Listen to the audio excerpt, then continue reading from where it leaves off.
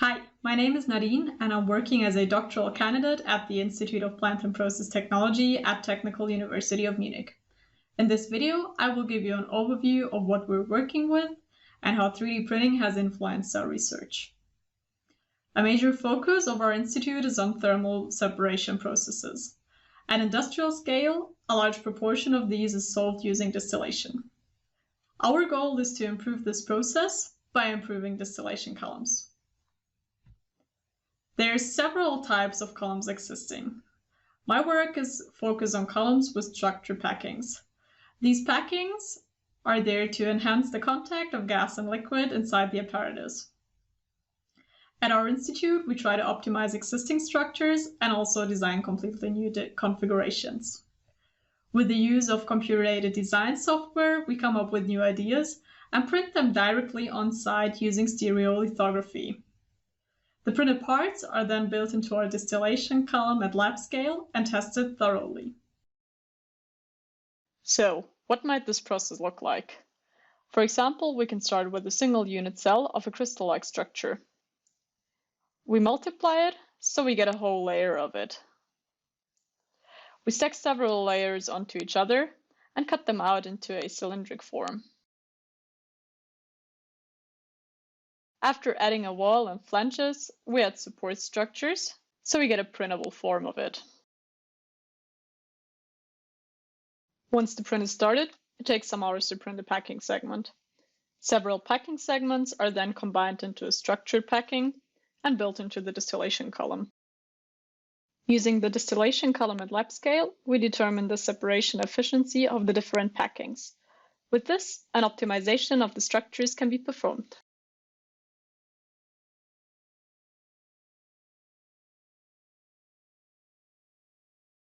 "3D printing has helped us overcome limitations in designing packing structures that have existed for decades. It has opened up a whole new world of optimizing geometries. But it is not only the design that has changed. The simplicity and the speed at which prototypes can be manufactured and tested in our lab column enables us to create and check crazy new structures. This would be impossible if we had to wait for them being constructed using conservative methods. Now we can design, print, and test packings in one place within the shortest amount of time. This not only changed our workflow, but also our way of thinking. The creative process in itself has evolved greatly and is still forming new patterns of thinking for us.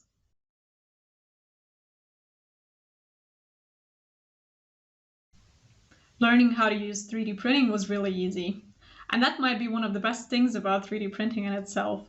It only took a few hours from unboxing the printer to printing the first parts, and the result was brilliant. The workflow is easy to learn and it's really intuitive. That's why anybody can do it. The community is getting bigger and bigger, and there's a lot of people who can help you if you're stuck with a problem. At TU Munich, we have the TUM Cluster for Additive Manufacturing, which is a great network of printing experts and newbies as well from various institutes. It's easy to share knowledge, and that's also why it's easy to improve your skills. So anybody can get better at a great pace and print and design great new things.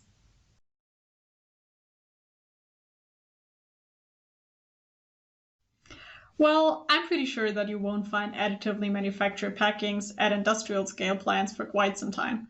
Maybe never. Still, I see enormous potential of 3D printing in helping us to understand what's happening inside the structures, especially if combined with CFD simulations. I think that the field of application will tend to concentrate on lab scale. However, experiments on lab scale are of utmost importance if you want to optimize existing processes or want to come up with new ones.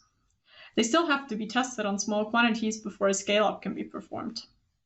And ultimately, this might very well influence industrial processes in a great way if the potential is fully explored. And this is what we're working on.